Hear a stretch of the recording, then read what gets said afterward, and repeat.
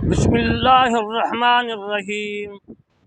नाचीज़ बंदा अल्लामा तालिब सैयद करमानी बस्ती यासराबाद चकमुआल तहसील मेलसी ज़िला विहाड़ी सूबा पंजाब पाकिस्तान से अर्ज़ करता है। मेरे 3 चैनल हैं। एक का नाम है करमानी टीवी, उसमें मैं कुरान मजीद फुरकान हमीद की तफसीर लिख रहा हूँ, उसमें मौजूद है। और दूसरा मेरा चैनल करमानी टीवी 3 है, जिससे मैं आपकी खिदमत में मसाइल अर्ज़ कर रहा हूँ।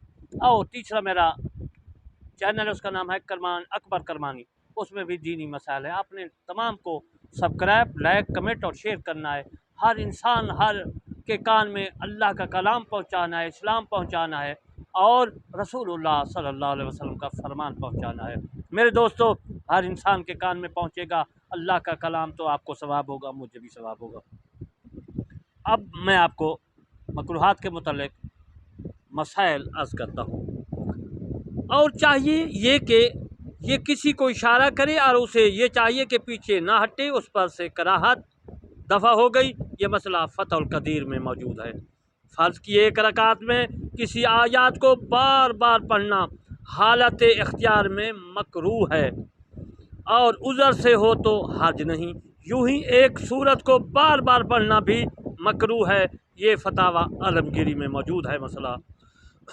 सजदा को जाते वक़्त घुटने से पहले हाथ रखना और उठते वक़्त हाथ से पहले घुटने उठाना बला उज़र मकरूह है। बहार शरीयत में ये मसला मौजूद है और इनके अलावा बाकी किताबों में भी मसला मौजूद है। रकू में सर को पुष्ट से ऊंचा या नीचा करना मकरूह है। बिस्मिल्लाह, ताउव्वुज़, सना और आमीन ज़ोर से कहना या अज़कार को उनकी जगह से हटाकर पढ़ना मकरूह है। बग़ैर उज़र दीवार पर या असा पर टेक लगाना भी मकरूह है।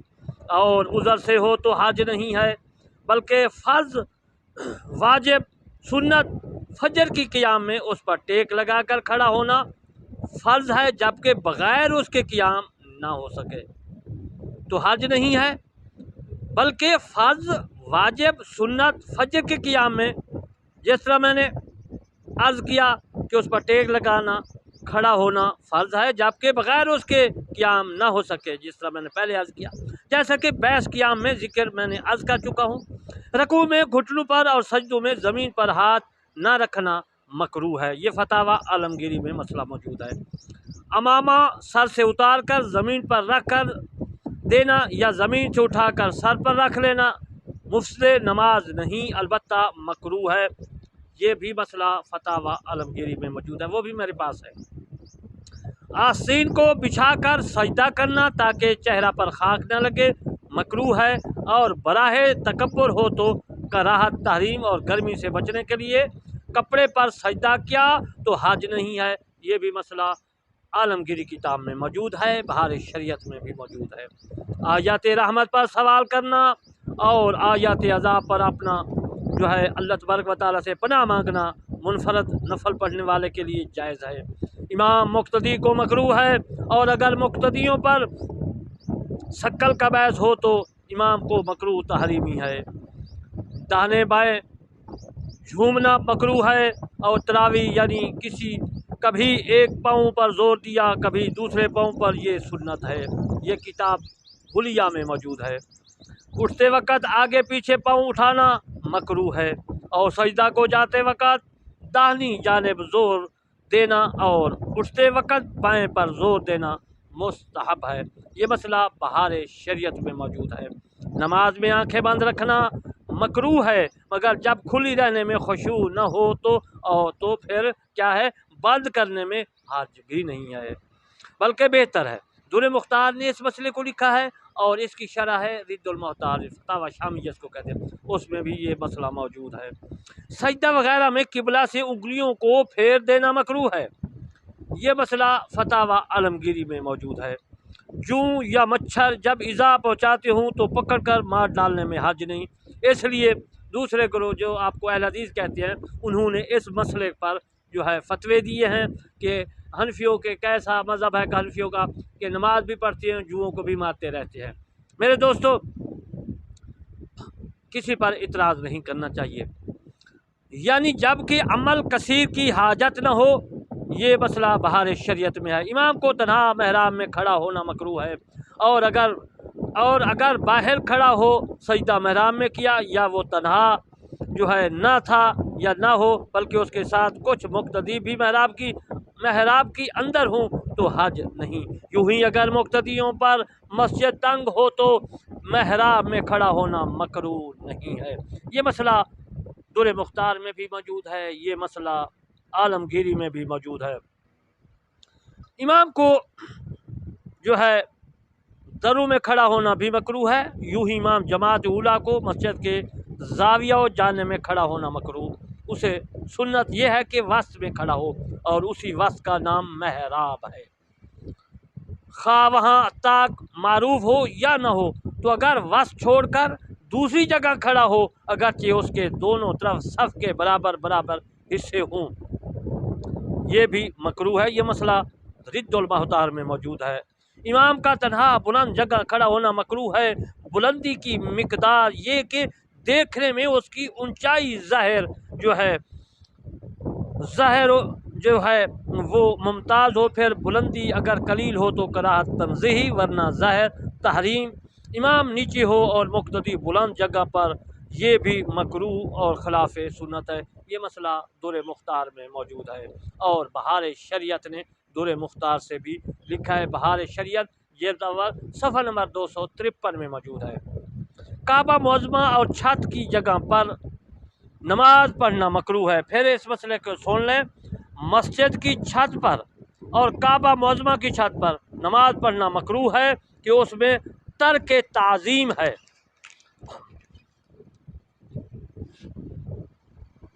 मस्जिद में कोई जगह अपने लिए ख़ास कर लेना कि वहीं नमाज पढ़े, ये भी मकरूह है। ये फतावा आलमगीरी में है। कोई शख्स खड़ा या बैठा बातें कर रहा है, उसके पीछे नमाज पढ़ने में कराहत नहीं, जबकि बातों से दिल बटने का खौफ न हो। मुसहफ़ शरीफ और तलवार के पीछे और सोने वाले के पीछे नमाज पढ़ना मकरूह नहीं है। ये मसला रिद्दुल महतार और दुर मुख्तार में मौजूद है। तलवार और कमान वगैरह हमैल किए हुए नमाज पढ़ना भी मकरूह है, जबकि उनकी हरकत से दिल बटे, वरना हज नहीं। फतावा आलमगीरी में ये मसला मौजूद है। जलती आग नमाजी के आगे होना वैसे कराहत है, शमा या चिराग में कराहत नहीं है। ये मसला भी फतावा आलमगीरी में मौजूद है। हाथ में कोई ऐसा माल हो जिसके रोकने की ज़रूरत होती है, उसके लिए हुए नमाज पढ़ना भी मकरूह है, मगर जब ऐसी जगह हो कि बगैर उसकी हिफाजत नामुमकिन हो। सामने पाखाना वगैरह नजासत होना, ऐसी जगह नमाज पढ़ना कि वो जो है नजासत हो, मकरूह है। ये मसला फतावा आलमगीरी और फतावा रिद्दुल महतार में मौजूद है। सजदा में रान को पीठ से चपका देना, हाथ से बगैर उधर जो है मक्खी पिस्सू उड़ाना मकरूह है। फतावा आलमगीरी में ये मसला मौजूद है। मगर औरत सजदे में रान पेट से मिला लेगी, कालीन और बिछोनों पर नमाज पढ़ने में हज नहीं, जबकि इतने नरम और मोटे न हों कि सजदा में पिशानी न ठहरे, वरना नमाज न होगी। ये मसला बहार शरीयत में मौजूद है। ऐसी चीज़ के सामने जो दिल को मशहूर रखे, नमाज मकरूह है। जीनत और लहू लब वगैरह वगैरह नमाज के लिए दौड़ना मकरूह है। ये मसला दुर मुख्तार में मौजूद है। आम रास्ता को डालने वाले की जगह मज़बा, कब्रिस्तान, गुसल खाना, हमाम और ताला मवेशी खाना, खुसूसन ऊँट बांधने की जगह, अस्तबल पाखाना की छत और सहरा में बिलास सतरा की जबकि खौफ हो कि आगे से लोग गुजरेंगे, उन मवाज़ा में नमाज मकरूह है। ये मसला फतावा शामी में मौजूद है। मुकबरा में जो जगह नमाज के लिए मुकर्रर हो उसमें कब्र न हो, यानी उसमें दरबार या कब्र ना हो, तो वहाँ नमाज में हज नहीं। और कराहत उस वक़्त है कब्र सामने हो और कब्र और नमाजी के दरमियान कोई शय यानी सतरा की कदर हैल न हो, वरना अगर कब्र दाने बाएँ हो या पीछे हो बकदर सतरा के कोई चीज़ हैल हो तो कुछ भी कराहत नहीं है। फतावा आलमगीरी ने इस मसले को लिखा है। एक ज़मीन मुसलमान की हो दूसरी काफिर की हो तो मुसलमान की ज़मीन पर नमाज पढ़े, अगर खेती ना हो, वरना रास्ता पर पढ़े, काफिर की ज़मीन पर न पढ़े। अगर ज़मीन में ज़राअत है मगर उसमें और मालिक ज़मीन में दोस्ती है कि उसे नागवार ना होगा, तो पढ़ सकता है। ये मसला फतावा शामी में मौजूद है। सांप वगैरह के मारने के लिए जबकि इज़ा का अंदेशा सही हो या कोई और जानवर भाग गया उसके पकड़ने के लिए या बकरियों पर भेड़िए के हमले करने के खौफ से नमाज तोड़ देना जायज़ है। यूँ ही अपने या पराए एक दिरहम के नुकसान का खौफ हो, दूध मिसाल के तौर पर दूध उबल जाएगा या गोश्त सरकारी रोटी वगैरह जल जाने का खौफ हो या एक दिरहम की कोई चीज़ चोर उचका ले भागा, इन तमाम सूरतों में नमाज तोड़ने की इजाज़त है। ये मसला फतावा आलमगीरी और फतावा शामी में मौजूद है। पाखाना पेशाब मालूम हो या कपड़े या बदन में इतनी नजासत लगी देखी के माने नमाज न हो या उसको किसी अजनबी औरत ने छू दिया तो नमाज तोड़ देना मुस्तहब है, बशर्ते के वक़्त जमात न फौत हो। और पाखाना पेशाब की हाजा शदीद मालूम होने में तो जमात के फौत हो जाएगी, यानी जमात फौत हो जाएगी तो फिर भी ख्याल न किया जाएगा, अलबत्ता फौत वक़्त का लिहाज होगा। जो मसला दुर मुख्तार और फतावा शाफी में मौजूद है।